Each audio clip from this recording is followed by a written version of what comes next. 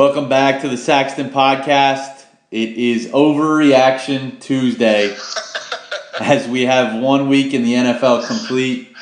How you doing, Deuce? You staying dry? I'm good. Yeah, it's we've been wet just like the whole summer, but finally something on TV to take my mind off everything. Well, it seems like people are going to be plastered in front of their TVs this weekend with the weather on the East Coast.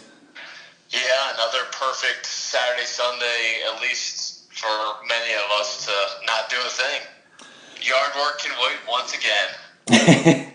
Well, speaking of yard work, there was plenty of yard work going on at Aronimink. Your thoughts on what transpired there? Pretty surprised that Justin Rose didn't slam the door. Although he did birdie 16-17 and his par putt on 18 looks pretty damn good for a while. Good for Keegan. It took him a little longer than Webb Simpson, but he's figured out a way around the putter anchor band. And people forgot about him. He's had two or three pretty tough years, but his ball striking has not changed. He's technically the best driver on tour and technically the best iron player on tour, which is very rare to do both. Total driving, so that combines accuracy and distance, and he's number one in stroke ski and approach. So, it was just the one club, and it seems like he's figured something out. Any surprise with those moving on and those being left behind for this weekend? Jordan Spieth's not moving on. I think that's got to be a surprise to some. His career is sort of, he still had a good year, but it's kind of weird. It seems like maybe that one huge year might be the aberration. Is he going to get suspended? No, he's not going to get suspended. That's the dumbest thing I ever heard of. Any surprise Finau being the pick the Ryder Cup? No. I mean, we said that Xander needed a win, and he came really close. Good for him. All that pressure, he almost came through. I think if he'd won, it would have been a little bit dicey. It would have been tough, but I think once he did not win, it was pretty easy. And it's not like Finau played bad last week. He still was 15 under par or something, so he did what he had to do. Did Furyk get it right, and does Finau fit the team better than the other options?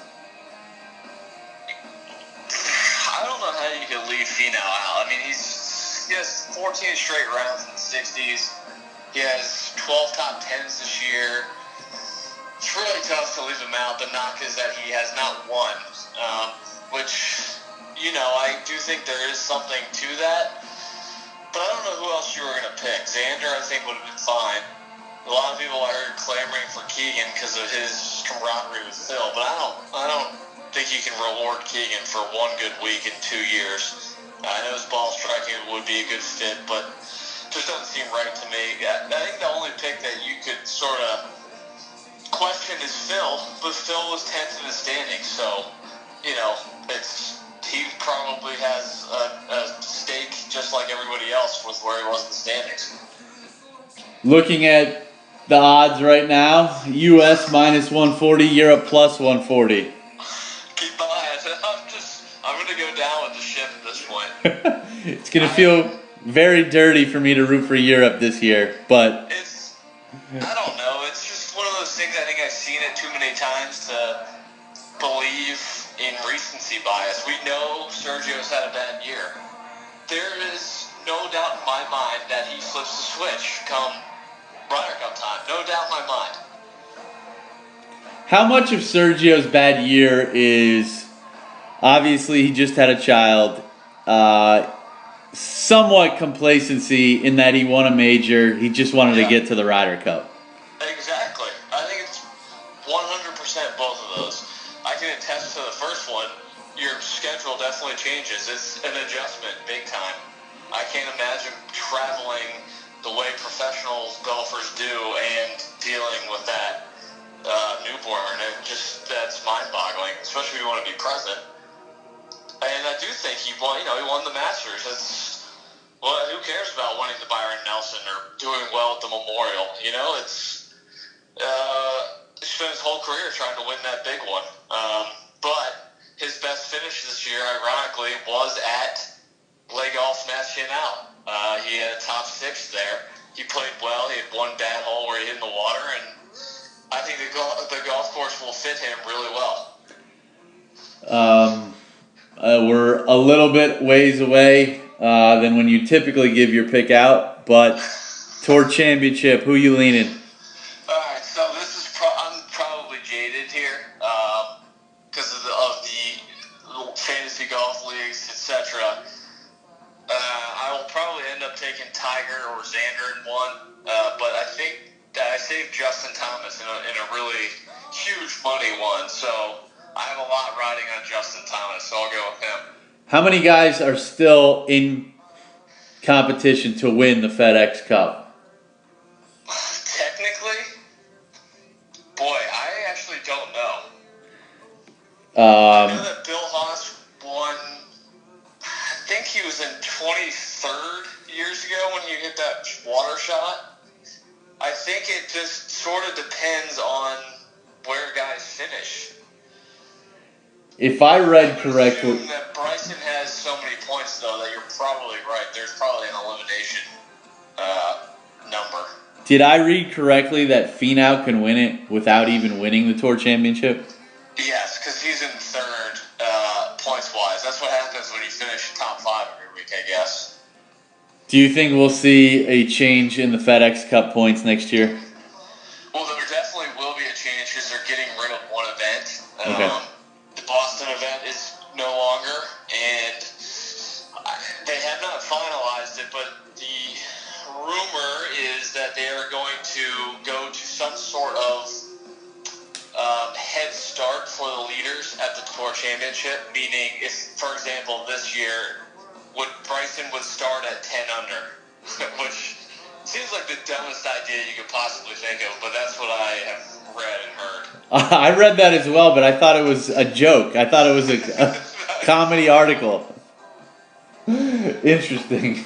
It's like someone's kid said, like, maybe we should try this, and their dad was like, oh, that sounds like a good idea. Any other golf notes?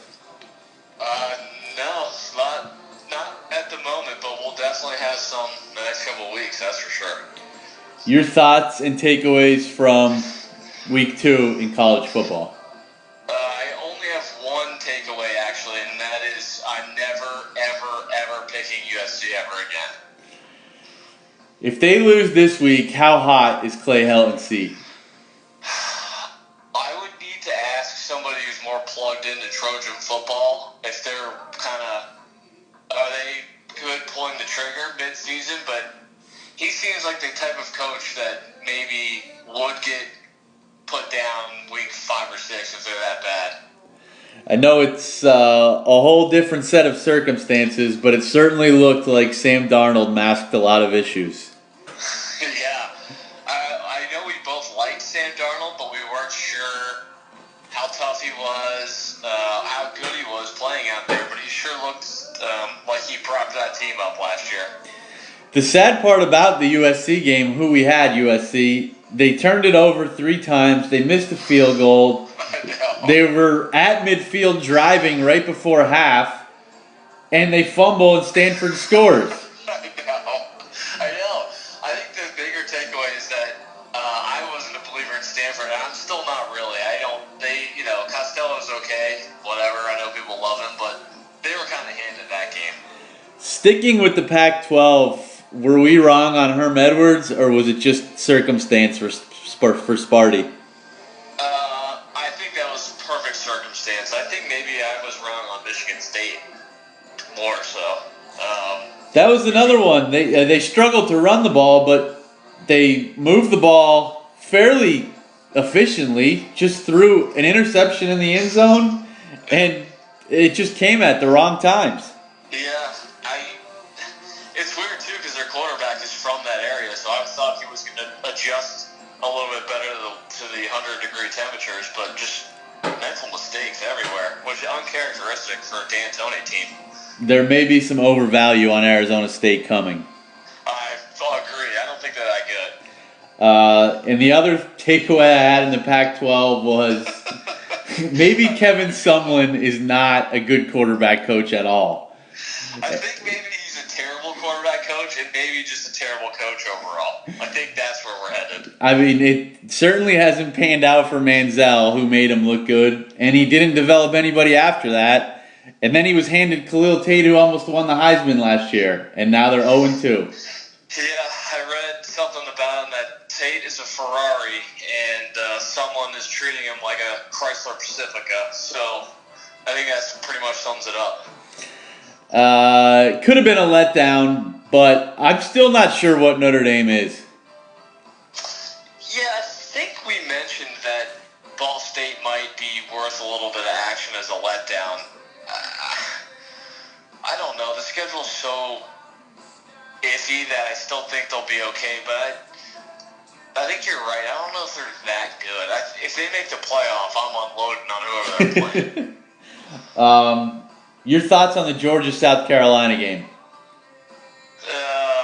Georgia looked really good. Yeah. Fromm didn't even have to do much to get 170 and 1-1, which managed the game, but they have a ton of depth almost everywhere. Kirby's done a really good job recruiting there so far. Sticking in the SEC, Florida. I got bit again. I thought Dan Mullen was going to change the culture and program there, but they look to be the same team they have been the last decade now. Anybody who can run the ball, fade Florida. They gave up 303 on the ground to Kentucky, almost 8 yards per rush. They struggled last week against Charleston Southern on the ground. Oh, God. And then your thoughts on Clemson A&M. We were not sure about that game. We wanted to lean A&M. I think a lot of that had to do with Jimbo's familiarity with Clemson. A&M played hard. It'll be interesting to see going forward Kelly Bryant if he keeps that starting job. He made some plays at the end, but he's not a huge threat throwing the ball. I don't think Dabo's going to do it, but I think he has to make a decision. I think it is ruining the rhythm of the offense. I agree. Any look-ahead thoughts or anything else that you want to touch upon before we go to varsity? Got my eye on the weather a little bit, but I think there's some interesting games that we'll hit on in our weekly preview pod. This week seems more interesting to me than last week. One game Thursday I would like to get your thoughts on. Boston College, -5 against Wake Forest, if the game is played. Yeah, it's at 5:30, so they might play it. I think this is going to be a good game. I was high on Wake coming into the year. I think this is a huge game for them.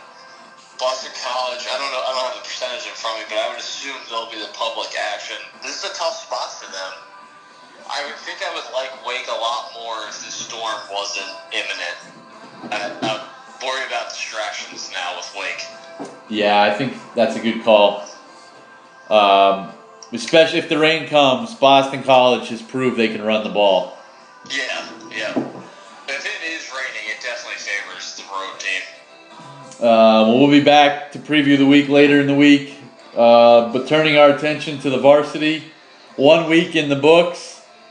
Some interesting things played out over the weekend. I am interested to hear your takeaways. The weekend was a little bit better than I thought. There was a couple surprises, but I think for the most part it played out sort of how we thought. Start with the early games. Browns Steelers was sloppy. Didn't seem like they missed Le'Veon. Browns looked better defensively, they looked better than I thought maybe they were going to. Both teams about where we thought. Colts Bengals, same thing. Colts stink. Bengals, big win for you, and since you're on them in every which direction this year. One of the more surprising games, even though we were both on Miami, I was pretty surprised at how atrocious Tennessee looked on both sides of the ball. I know you were higher on them than me, but I'm curious to hear your thoughts. But they couldn't run the ball. Mariota got hurt. Didn't look great before he got hurt. I don't know what it is, if it's Mariota that I don't like, but there's something there that I don't like. Vikings look good, expected. New England looked good. Houston did not, a little bit surprising. And then the biggest surprise, Tampa going into New Orleans and absolutely blowing the doors off. That score was way closer than the game actually was. To me, that was the biggest surprise of the weekend, was how bad New Orleans' defense was. But we found a stat that they've lost their last 4 Week 1 games coming into this year. That stat eluded us, or else I think maybe we would have sniffed that one out. A couple thoughts on the games you mentioned. Pitt, Cleveland. As we mentioned in the preview last Friday, there's some culture issues in Pittsburgh. Yep. Major culture issues. I think you saw that with that touchdown celebration when Connor scored. And I went back and looked. The last 8 years, since 2010, the Steelers have 3 playoff wins. One of them was against Matt Moore. One of them was the game in which McCarron started for the rifle, and Burfict got thrown out, if you remember that, when the Bengals blew it. Yep. And I couldn't find the third one. But 3 playoff wins in 8 years, and we talk about the Steelers like they're this model franchise. It's coming close to the end there. That's interesting. I think that's a great literal resume, or however you want to describe it, to not pay Le'Veon Bell.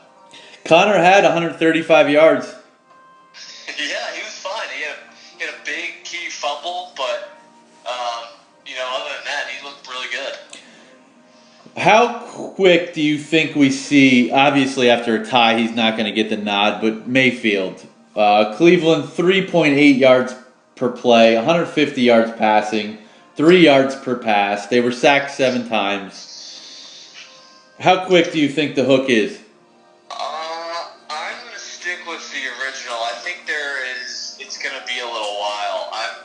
I think they're going to blame it on the weather, this specific one, because he did have 77 yards rushing, Tyrod, that is. So he made some plays with his feet. His QBR was not good. But if you go on the flip side, Ben's QBR was 20 points less than his, so I think he's going to get somewhat of a pass with the conditions. Cincy, Indianapolis, one thing to keep your eye on. Bengals ran almost 80 plays to the Colts 50. That could catch up in a week or two if Indy continues to run on that pace. Luck only 5 yards per pass play, and they were 1 for 3 in the red zone. Same issues, though, they've had the last, seems like, since Edgerrin James almost. They just can't run the ball, ever. No, they cannot. Tennessee's weapons are awful. I don't know what I was thinking, predicting them winning the division. Deion Lewis looked okay. I like Corey Davis, but I don't know if Mariota really has the skill set to get it downfield to him. And then Delaney Walker out for the year with a broken ankle, so that's going to kill them. It was obviously a crazy game with the delays and circumstances, but Miami was 2 for 10 on third down, 1 for 5 in the red zone, threw 3 interceptions, and Tennessee still couldn't win the game. Yeah, it's bad. That was a bad one. I am not as impressed with Minnesota as you are. Interesting. The Niners fumbled on the 1 yard line. They threw a pick 6 and the interception at midfield. So my takeaways from this game are San Francisco is a little better than I thought, especially that front 7. They have a ton of guys on that defensive line. They rotate in and out. They're going to be really good up front and without any injuries. Minnesota struggled to run the ball. It looked like when they got up, I think they got up 14, they sort of tucked the ball away and didn't really attack anymore. Their defense looked great. Kirk Cousins looked really good. I think they got a little bit conservative, that's all. And, they beat a team that's probably going to win 8 games this year. That's probably the biggest takeaway I had is the struggles Minnesota had running the ball. They have great weapons to throw it, but I don't think they're winning as many games as people thought if they can't get the ground game going. Yeah, they also lost the fumble. Dalvin Cough went up early. But yeah, they definitely need to find more balance. Their offensive line isn't great. Again, though, I go back to the Niners. They have a bunch of guys I like. I love Buckner and Armstead up front. I think they're really good up front. They've done a nice job rebuilding that franchise. Yeah, they're a couple pieces away. The piece that they need to address is Richard Sherman stinks. And they're going to really regret that signing, I think. I watched part of that game. Diggs was open so many times. He could have had 45 catches. I am not as high on Cousins as a lot, but he made an unbelievable throw to Diggs for the first touchdown, I believe it was. That's what he does. He'll show you that, and then he'll make a ridiculously stupid throw. Obviously, you just have to cut out those dumb mistakes, and he can be really good. The Houston-New England takeaway, this was just a typical Patriots game. Nothing really stood out. Brady finds ways to win. Lamar Miller was somewhat impressive, though. Almost 100 yards on the ground. 2 for 5 in the red zone and scoring touchdowns. And you cannot kick field goals against New England. Nope. They really made Deshaun Watson uncomfortable. I think their offensive line, Houston that is a disaster. He's going to get rocked this year. To me, it was more surprising, and I know you mentioned this in the preview, the Texans secondary is terrible, and they could not stop the simplest of motions, the simplest of play actions. They were just dumbfounded by it. You know, when you pay J.J. Watt $8 billion and he's a shell of the player he used to be, this is what happens. Their best corner, Kevin Johnson, he looks like he might be out for 6 weeks with a severe concussion, so they're only going to get worse. And then the Tampa game, 417 yards Fitzpatrick threw for. 15 yards per pass. Shocked. I mean, he looked unbelievable. Unbelievable. The Saints' corners are good. I was baffled. Is Michael Thomas the best receiver in football? Boy, it's close. I think I said he might be in an earlier pod. I think he might be. Thoughts on Jacksonville Giants game? Exactly how I thought the game would play out. Fournette went out early. If he had played, I think they would have won by 10 plus. But their defense just is stiflingly good. Any buyer's remorse? It's an overreaction question after one game, but with Sam Darnold looking like he did. Barkley looked really good too. I don't think Sam Darnold would have done any better than Eli did against Jacksonville. I really don't. Any take? We're talking about the best defense, bar none, in the league. Maybe Minnesota has an argument, but I think Jacksonville's better. Or the Lions defense. That's what we're talking about. Fair enough. Not much to take away from Buffalo-Baltimore. No, there's nothing to take away. Absolutely zero. Kansas. Long winter in Utica. Kansas City and the Chargers. Pat Mahomes is a superstar about to awaken. Do you think he can do it if teams take away Tyreek Hill? Yeah, I think he'll go to Kelsey and Kareem Hunt. I don't love their other options. Sammy Watkins doesn't look like, the player who was in the draft a few years ago. They're probably going to have to find that other guy. Chris Conley's coming off injury. D'Anthony Thomas, nah. Travis Kelsey wasn't even involved in the game, and they still won by 10 on the road. So I love what I see. I think there's concerns on the defensive side of the ball, though, for Kansas City. Oh, yeah. They're not going to get any pressure on anybody. D Ford, really the only guy that is a speed rusher, quote-unquote. Their secondary is kind of piecemealed together. Orlando Scandrick getting a ton of run, who's on his 5th team, I think, in the last 2 years, 4th team. But, Phil Rivers carved him up, but typical Chargers, they find a way to lose. That's my note. Last year, Chargers all over again. They did have Same exact thing. touchdown drives of 91, 96, 75, and 65. I will say their best player didn't play. Joey Bosa by far their best player, I think. That's a huge loss in a game like that. Wagon. Typical Wagon fashion winning. Yeah, that was a ratty win. Case Keenum tried to blow it for us. He stinks. He's a little worrisome.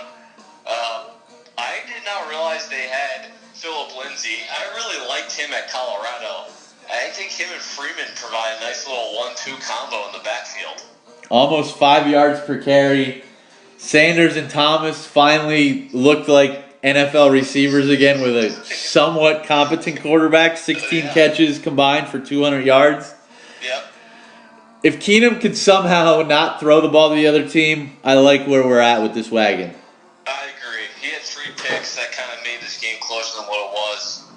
Seattle looks like the same exact team.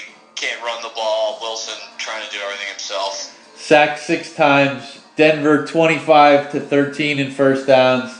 72-55 total plays. And 470-300 total yards. Wow. That was, when you look at the stats, that was a game we should have covered. Yeah, that should have won by 10. 2-1-1 in the NFL on the weekend. And 2-4 in college. Typical start for us. College kills us every year early on. Your hearts, Arizona takeaway. Arizona is god-awful bad.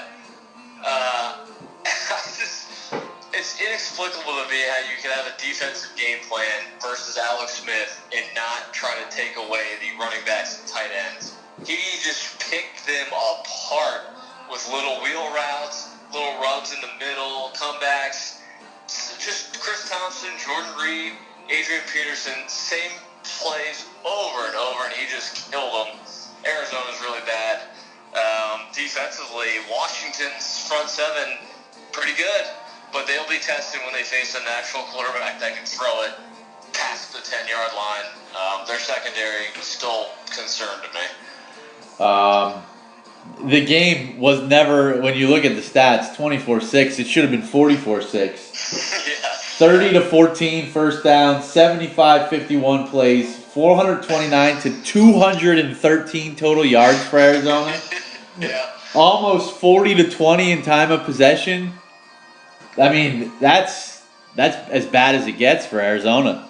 Yeah, and Washington only got to Bradford twice, I think. And they couldn't get any pressure, and Arizona still couldn't move the ball.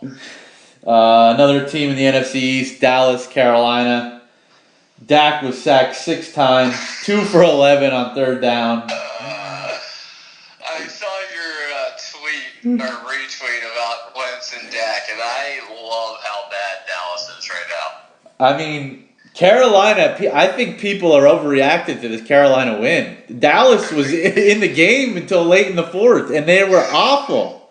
Carolina stinks. Dallas is worse. I mean, Dak looked like a high school player.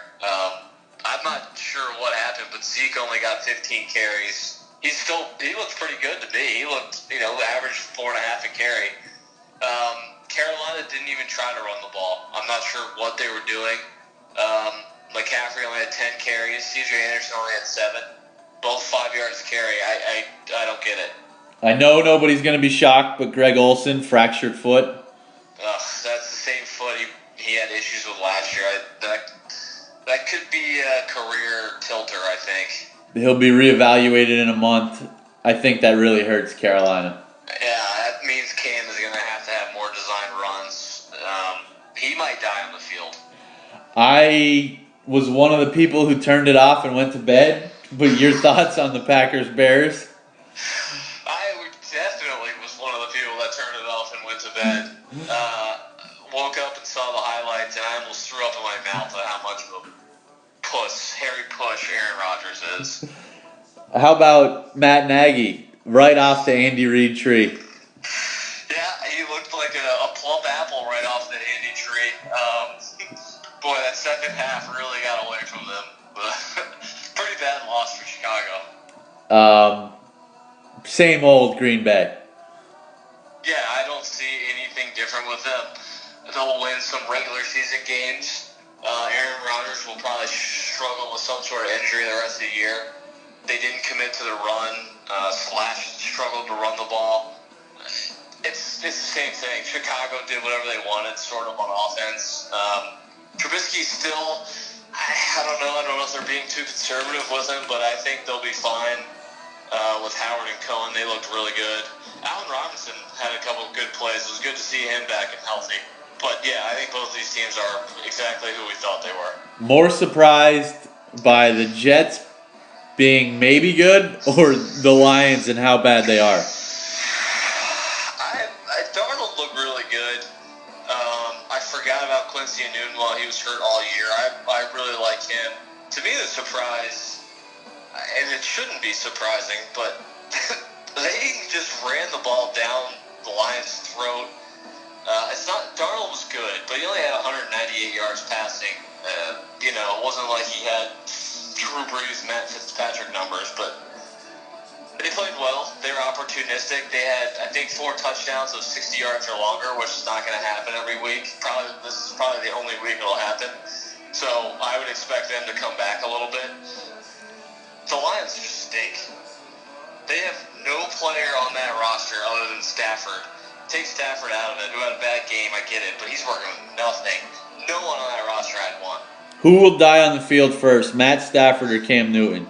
Oh, my God. Stafford, he's tough, man. He gets destroyed. I mean, I get it. He's never won a big game, blah, blah, but he's just working with nothing. I would make the argument that he's underpaid. He just stands back there looking for someone to get open, and he just gets crushed. Every play he's crushed. Yeah, and he comes back in one play later every time. It was 41-17, and he was coming back in the game. I know. No real surprise in the late game for me, other than the Raiders' defense is going to be awful. Real awful. It's historically bad. Like awful bad. They have not one person that can pressure the quarterback. No. I don't think Khalil Mack would have mattered. I think maybe Khalil Mack was trying to get out at the right time. Yes, absolutely. Their secondary, DRC's had a really good career. I sort of like Conley long term, but their secondary is really bad. The Rams didn't even have that great of a game. Especially McVay. He had some good early calls, but I thought he kind of got predictable. They could have won that game by 50. I thought you were right on with your text to me. Brandon Cooks overrated. Robert Woods underrated. Woods doesn't have that straight line speed, but I keep hearing that Cooks is the fastest guy in the league. I don't buy that at all. He does not get separation.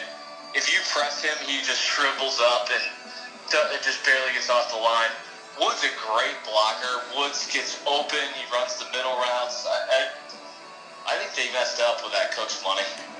One thing to keep your eye on that we exchanged texts about, anybody who has a running back to catch the ball out of the backfield or a good tight end could exploit the Rams' defense.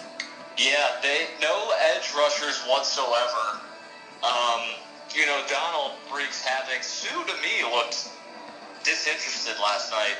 But their linebackers, you mentioned, their linebackers are atrociously bad. Yeah. I wish Gurley was on another team because Gurley would have 400 yards receiving against them. Well, we're going to find out a lot more about a lot of these teams in week 2. Let's go to guess the lines. Thursday night, Baltimore at Cincinnati. I said Bengals -3. I said Cincinnati -2.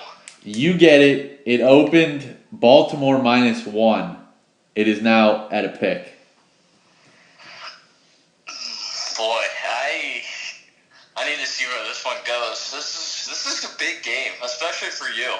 My original lean was Cincinnati. I don't like the line where it opened. And I forgot that Cincinnati knocked Baltimore out of the playoffs last year.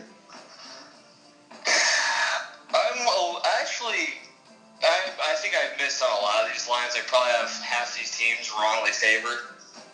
I'm actually surprised Baltimore is not favored only because of last week's result. They were the team everyone liked to pick. They were the in vogue survivor pick, and they won by 75. So I'm a little surprised, actually, that they're not favored by a couple. You're welcome to all who listened to the podcast and told you not to take the Saints in the eliminator. Yeah.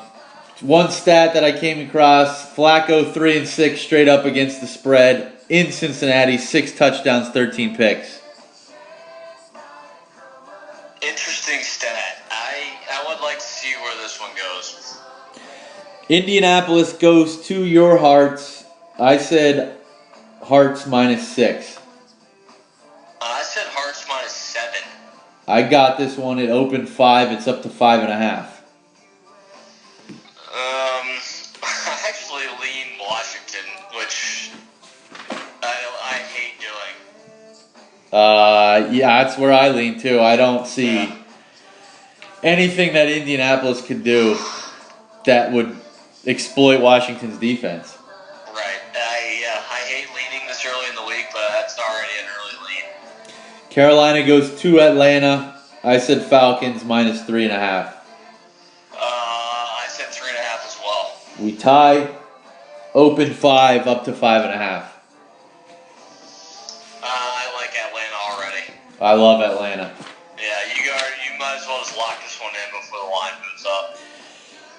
Matt Ryan, 9-1 straight up and against the spread in home openers. They have extra couple days to prepare. Cam Newton 2-8 and 3-7 against the spread versus Dan Quinn led team. 0-4 in Atlanta, straight up and against the spread. 9 touchdowns, 9 interceptions. Wow. Wow. Atlanta's an official at 5.5. Yeah, definitely. This one I have a feeling is going to move a lot, one way or the other. Minnesota at Green Bay. I said Minnesota 2.5. I assumed I wrote these down before any Aaron Rodgers kind of wishy-washy. I had Green Bay -3.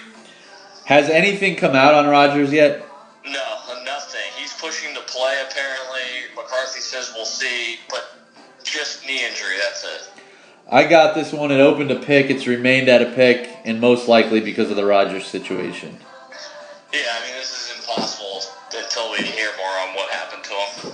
Is it worth taking a risk right now and betting Minnesota in hopes that the worst quarterback in the league plays? Yeah, I think so. I think I might like Minnesota either way, so why not? Chargers go to Buffalo. As you said, we're probably going to be off on a couple of these. Oh my god. I said Chargers -4.5. I said Chargers -10. You got it, obviously. It opened 9. It's down to 7. Oh, Jesus Christ. That's a huge flush line, I'm assuming already. I think so. Oh, Christ. Well, right now I don't have the testicle fortitude to bet Buffalo. No line on this one, but we'll give it out anyway. Mariota's status in question. Houston goes to Tennessee. I said Tennessee -1. I forgot he got hurt. I had him -3. Yeah, no line yet. Kansas City goes to Pittsburgh. I said Pittsburgh -3. I had him -7. We split it. It opened 5, and it has remained 5.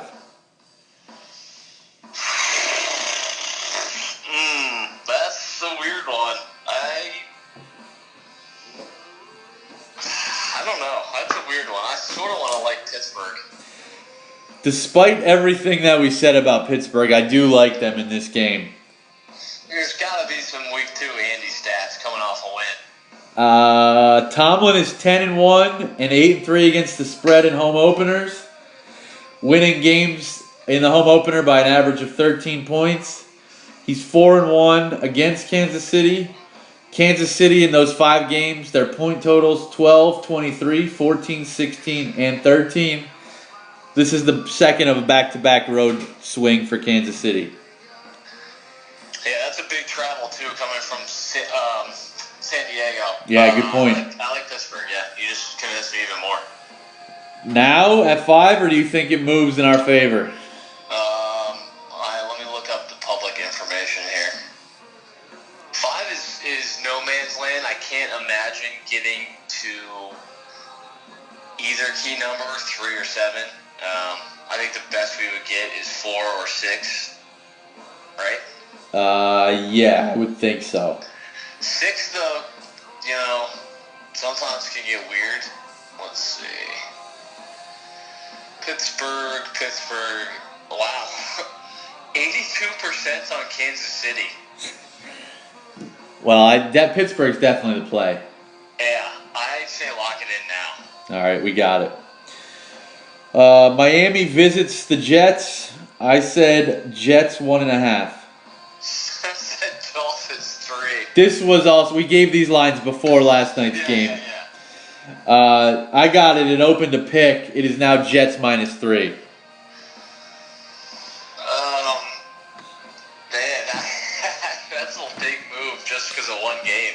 I wish Miami had looked better.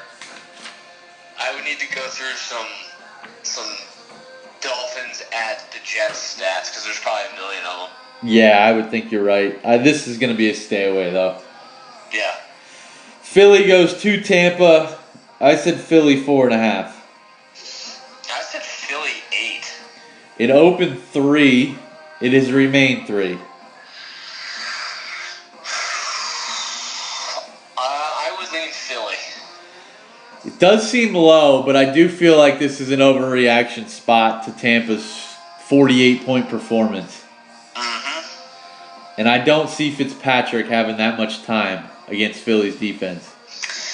If you had come to me and said you can buy 10 days ago, you can buy Philadelphia -3 at Tampa, would you do it? I think I would sign up 99 out of 100 times. Is it too trendy of a pick, though? I mean, it's going to be heavily public. Just because Philly won the Super Bowl, they'll probably be public almost every week unless they, have a losing streak. So that would be my one concern. I don't know. I think Philly's defense is a different breed. I don't see them taking weeks off this year like they did once in a while last year. I'll let you make the call. Your team. I'll let you make the call. Oh, we can wait, definitely. All right. Cleveland goes to New Orleans. I said New Orleans -10. I said 13. I got it to take a 5-2 lead on the week. It opened 9. It is now 8.5. Well, if it's going that direction, we might as well wait and pound the Saints because I like them a lot here. Yeah, there's no way they're losing 2 in a row, and there's no way Cleveland's going to New Orleans and winning. I agree. I think maybe if we can even get that down, 7.5 like where Baltimore was last week, I'm all in. I would think there's a stat somewhere about teams coming off an overtime game. Yeah, definitely, especially an overtime tie. Arizona goes to the Rams. I said Rams -8. I said Rams -10. You got it. It opened 11. It is now 12.5. Boy, that really went up quick. It's too much for me. I'm going to stay away, but this looks like a mismatch on paper. Detroit goes to San Fran.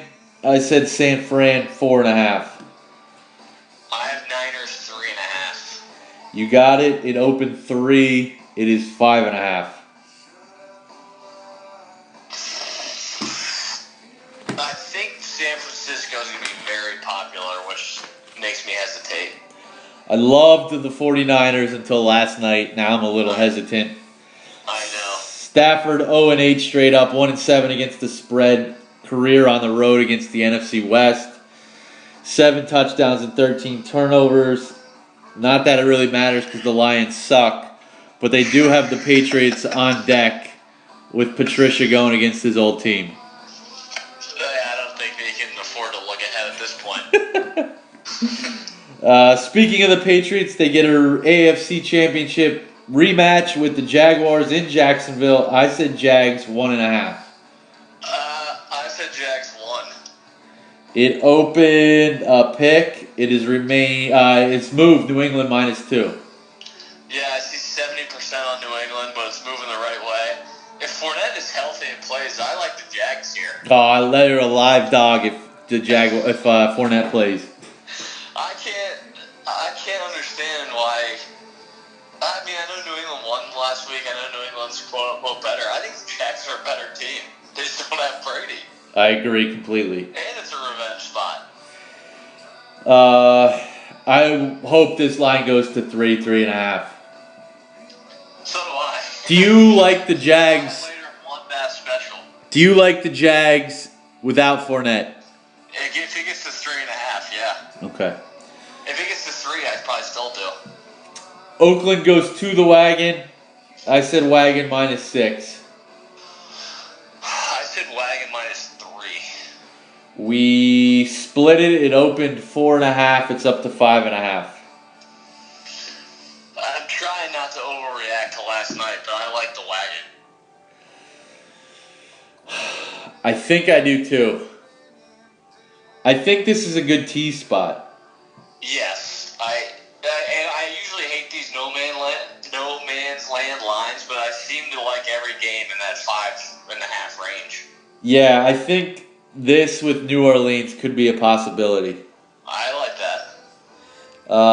Giants go to Dallas Sunday night. I said Dallas -3.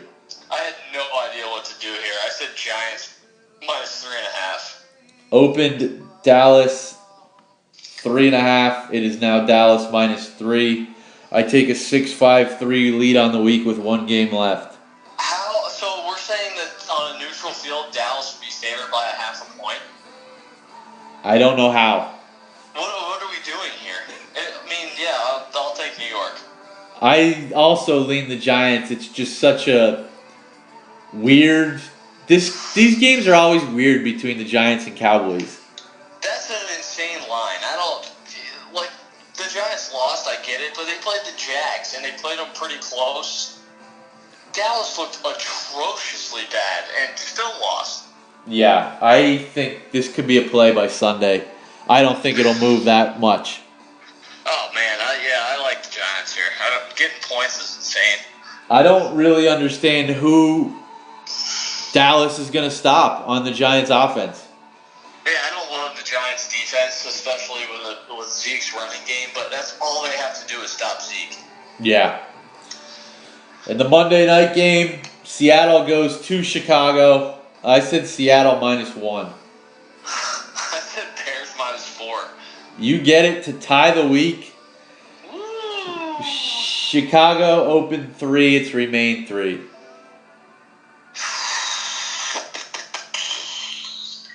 But I don't know how Seattle's going to move the ball. But that line worries me a little bit. I almost am tempted to go Seattle there. Yeah, I don't really know what to think of this game. I need to see where it goes, but this is one of those, young quarterback against Pete Carroll. Russell Wilson might do some crazy type weird games. Khalil Mack could have 25 sacks, though. And they might lose. And they might lose. That's like a 17-14 or something weird. 17-16. Yeah, this has the makings of game that you turn on Tuesday morning to check the highlights and crazy shit happened. Yeah, I don't know. This one feels weird to me. I like where we're at, though. Atlanta -5 and Pittsburgh -5 as officials with a couple leans on some other squads depending on line movement. I really like this week. Definitely, I agree. Any other NFL notes? No, sir. Great job by you this week. We will touch base later in the week. Sounds good, buddy. Talk to you soon. See ya.